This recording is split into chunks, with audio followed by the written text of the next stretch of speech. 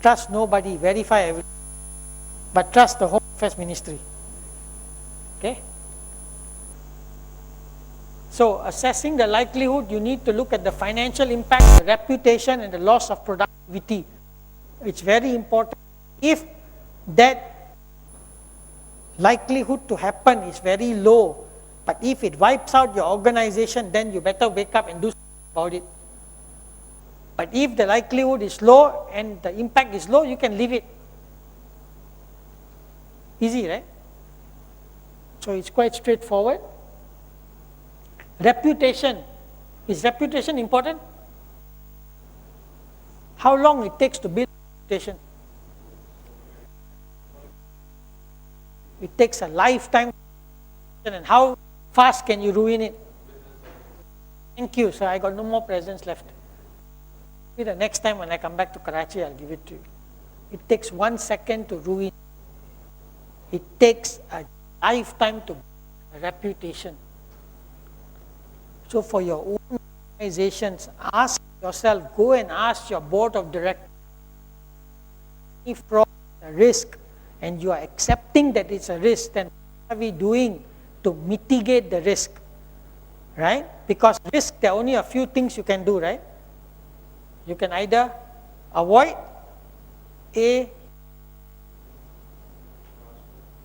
avoid, transfer, reduce, accept, ignore.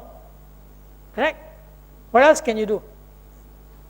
So if your boss says fraud is a risk, and then he's basically telling you, I'm not going to give you the resources, I'm not going to give you the training, I don't care what you think,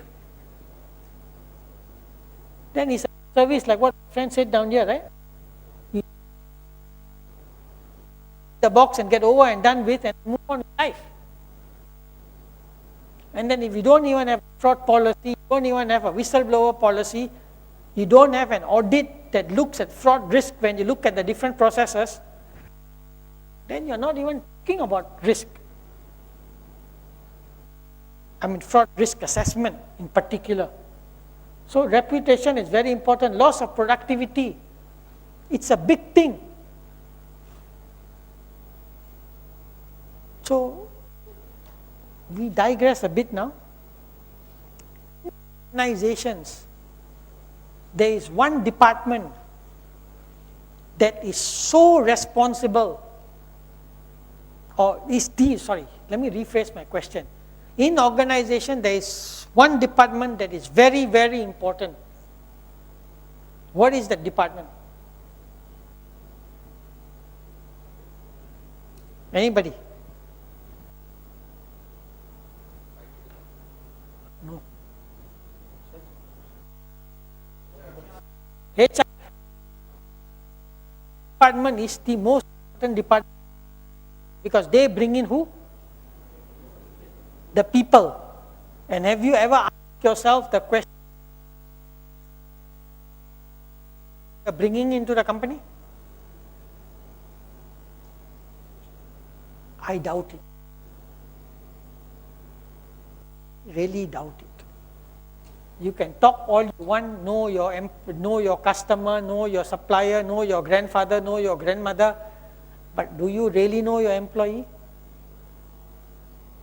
My last 3 jobs that I got, they didn't even look at my CV, and I got the job. If you look at my CV, I think you will find it's a real fraud.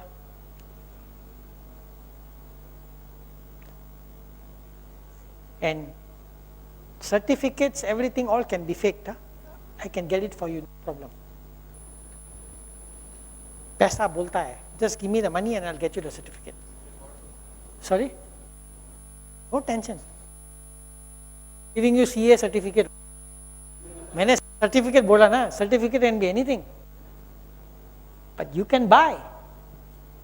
You can fake it, right? So if you don't understand lost productivity, when you hire someone, you hire the wrong person, how much productivity is lost, right? And do they really know who they are bringing into the company? So it's a question you have to ask yourself. Okay, the 4th step, criminal and civil, again, It may not happen in Pakistan because we are very nice people.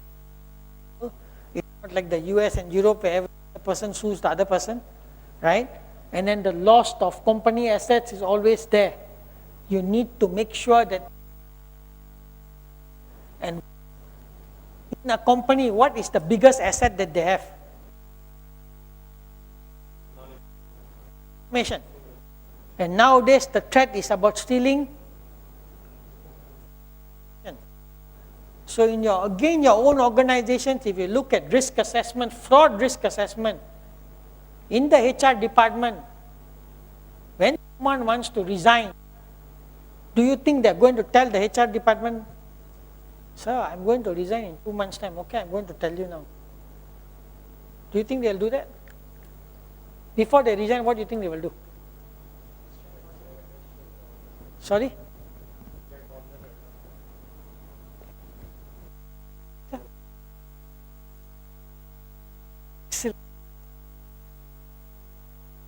Proud. You should do. I'm just saying that. So those people who are going to resign, they will take information out of the company, right? But does your company even know that they're taking information? In the last company that I December, and they thought I didn't know. In January, I knew I was going to be retrenched in December, so from February, November, what did I do? I always called Pagal. Every day, Saturday, Sunday, I went back to office. I was very hardworking. Print, they catch me. I'm not stupid. phone. मैं आपको वापस दे दूंगा. Yeah, snap. Take the phone. Snap. How are you going to know? So it's happened. Talk about fraud risk assessment. Have you considered? Because in IT, how many of you are in IT background? You know there is key logging. You can literally track what people are doing and who you should track. You mean when the CFO resigns, he's going to tell you? He's not going to tell you. And CFO, when they resign, they will resign straight away. But they would have already taken all the information before. I worked my last company for 6 years. Last day I gave the IT the laptop. Email there. Do you have any email folder? Remember, by profession, how to prevent fraud. I took my laptop, I wipe out the hard disk, I make sure that they cannot Yeah. I put a hard disk inside. The IT had no clue. You asked me to return the laptop, I returned the laptop. You want the hard disk, I give you a hard disk. And after that, they already paid me my compensation. And then they called me, sir, we found out that you changed the hard disk. I said, oh good, Sastri Kalji, good night, bye-bye. Your funeral, not mine. Again, don't get me wrong, please, I'm not trying to teach you to do bad things, but you need to think. If I can think, someone else will think of the same thing. Okay, I better go downstairs. Madam, ऐसा मत करो. Posters इधर पे बाद में ताली बजाना. Okay, never mind. So we go to the next one. Fourth, evaluation of mitigating controls. So you have to prioritize, and then you have to have more than one control for each type of fraud scheme. Right? So like in procurement, you would make sure that the people in procurement are rotated out after a certain period of time. Or you ask them to go on forced leave. When I mean forced leave means you have to work today, go back home.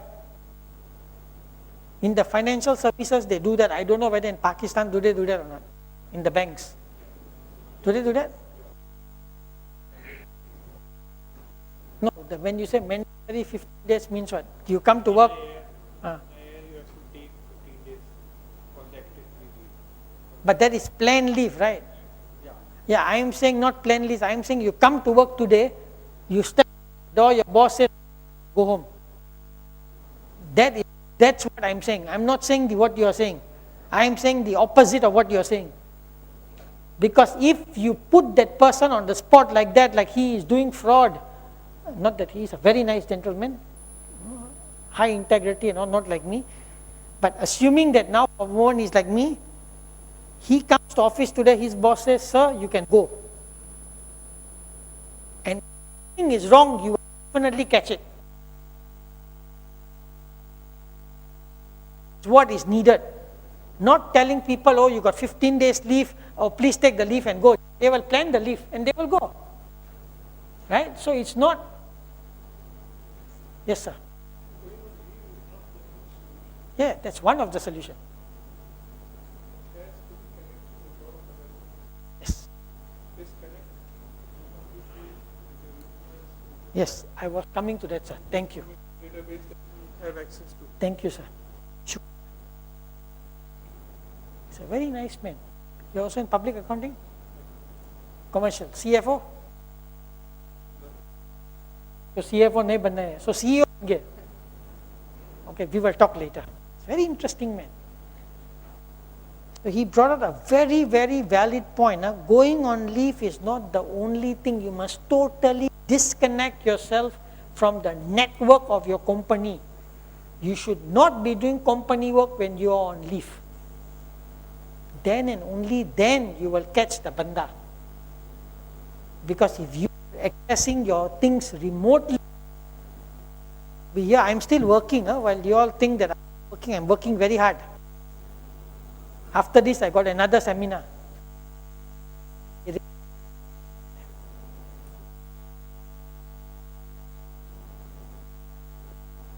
So it is, I can be anywhere in the world.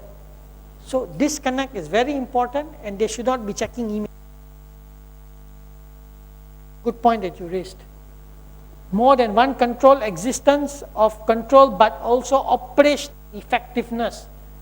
That is very important, and the controls must operate regardless of the people.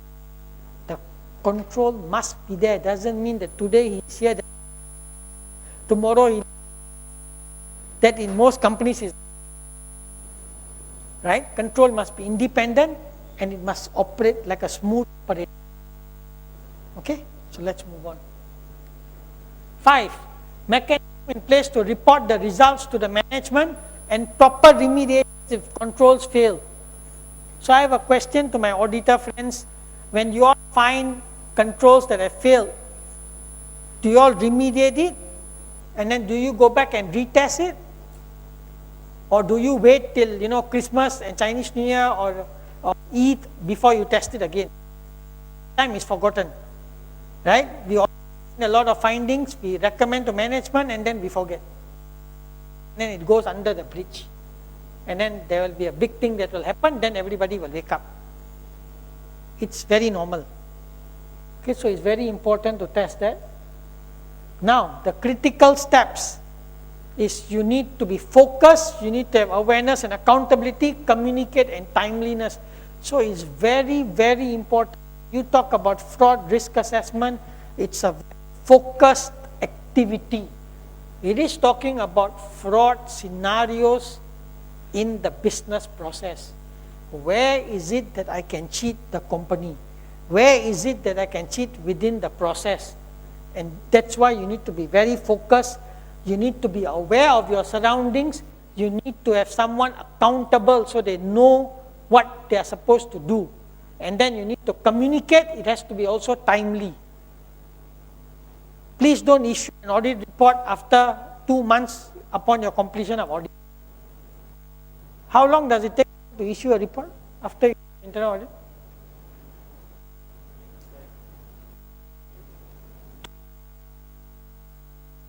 Of department.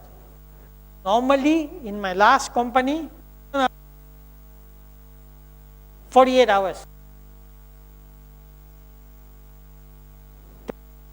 Doing your report while you're on the field. So when you talk about fraud risk assessment, it's the same. It's a fraud scenario that you thought of, and the likelihood it happening is high, the impact is high, and you take 2 months to report it.